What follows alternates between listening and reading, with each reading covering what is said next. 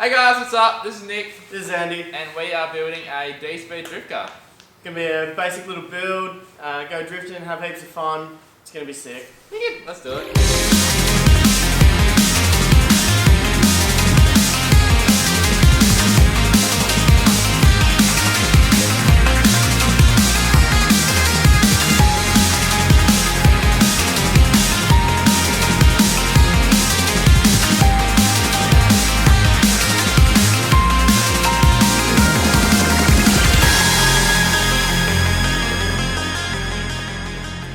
What's up guys, on this episode we are doing a rear end overhaul. We're putting in a new diff, new arms. It's all going to be Dspeed stuff and we're going to show you guys how to do everything, so it's going to be fun. Let's do it. You said fun last time, didn't you?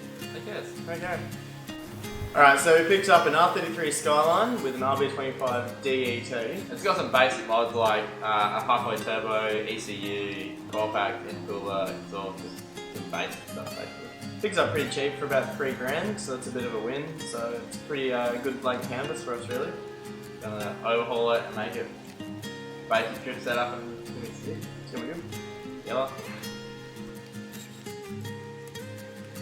We've got these subframe collars. Collars because you don't actually have to knock out your old ones and do all that stuff.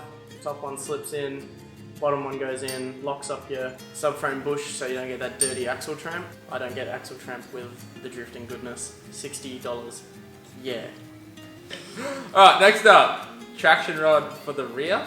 That was a sweet trip. These are $100. These are kind of like an overlooked part. When you do your camber arm and you bring your wheel out, you need to lengthen your traction rod.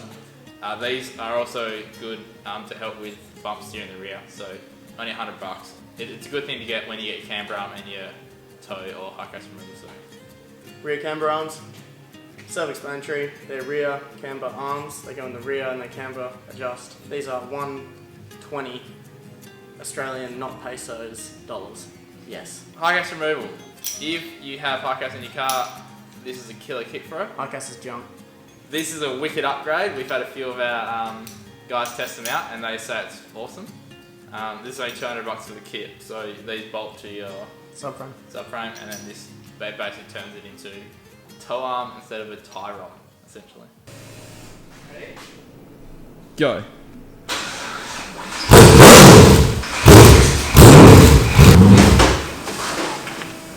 Oh, me no Windex.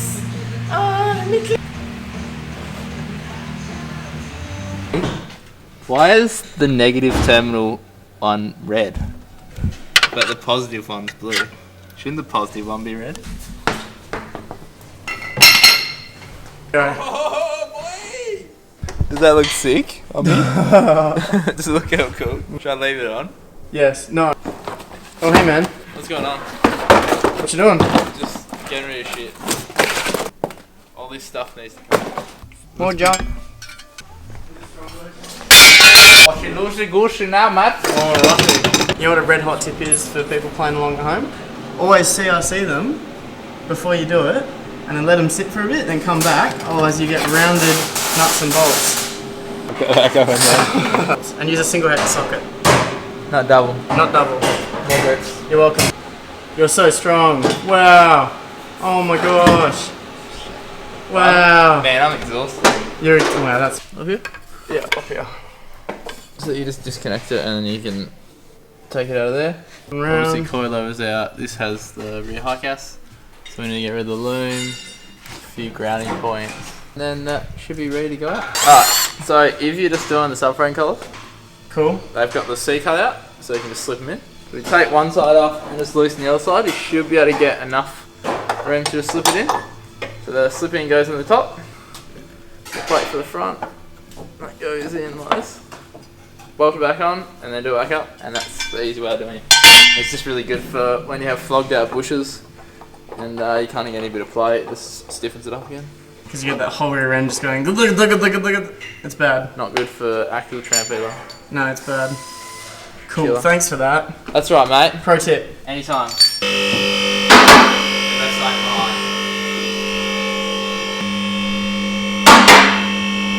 Lunchtime. What's for lunch? Special delivery. Oh. Wait. Alright, so we got the subframe out. We're going to start stripping all the arms off it now. We've got this diff to put in later, seeing as we've got it all out. For the sake of a budget build, throw a welded in there. That's a two-way, we had it lying around. I've got a welded in my car, Andy's got a welded in his car. They're sweet. It's going to be killer. So I'm taking all these arms out now. Going to put the nolithane bush in. Rubber bush, because the bush is composed of rubber, not nolithane. Put it all back together, put some arms in it, put a diff in it, back up in the car, and it'll be swell. Fun times. Right here. Pro tip.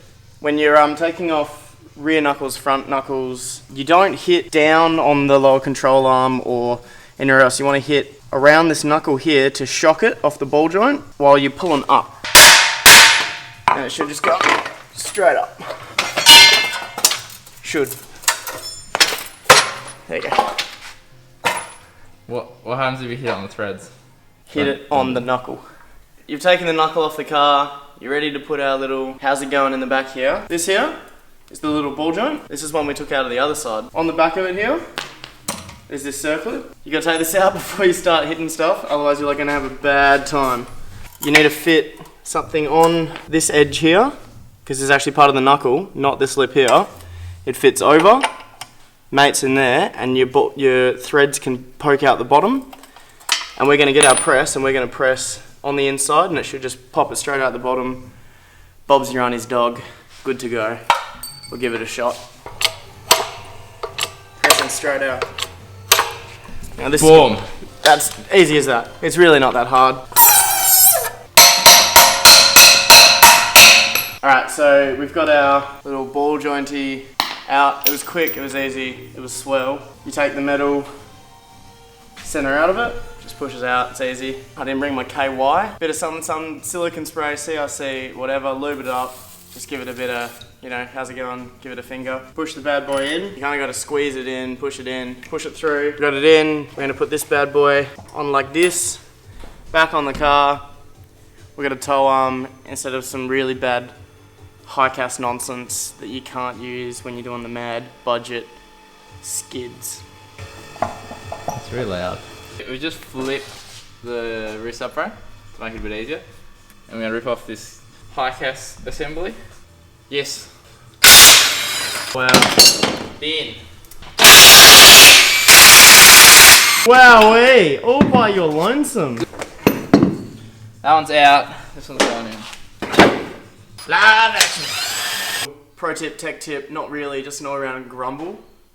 These bungs that go in these Nissan diffs, R200s, R180s, whatever they're called. Fun fact, they're a tapered bung, and this is cast alley. Really common problem, which ends up with this abortion of a sump plug here, is people do them up too tight, they round them, it's just not necessary, it hasn't got a flat surface that it's pushing against, it seals with its taper against the threads. We're going to keep this one because something like that's disgusting, we don't want it. Don't do them up too tight, please, thank you. Alright, so ready to put the eliminator kit on. So this is the bracket that replaces your bar. That's just standard Nissan bolt. And that just goes on there. This is the one that goes to the actual car.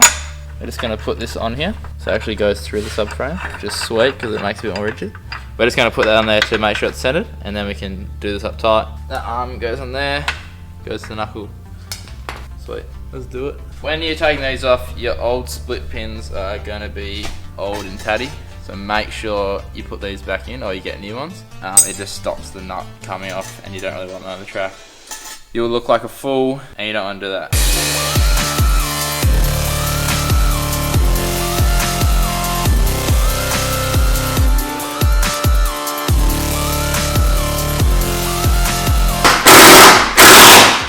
Alright, so think of the slip-in collars as kind of like a bit of a sandwich effect. They're on either side, they're the bread, and they're squishing the ham in the middle there. Or mayo, or Vegemite, whatever. So we're going to align it just so we can drive it around. Once we get all the kit on, then we can realign it and get it good. But definitely if you are changing it and then you're going to drive it, make sure that these are kind of close to stock, just so it acts like a stock car. And then if you want to change one up, then Yeah, you do it at the alignment joint. Swell. Alright, we're done today. We've got the diff in, we've got all the arms in. Just after the front end now, and then it'll be ready for alignment. And yeah, Go for a drive, see how it feels. see you in the next episode.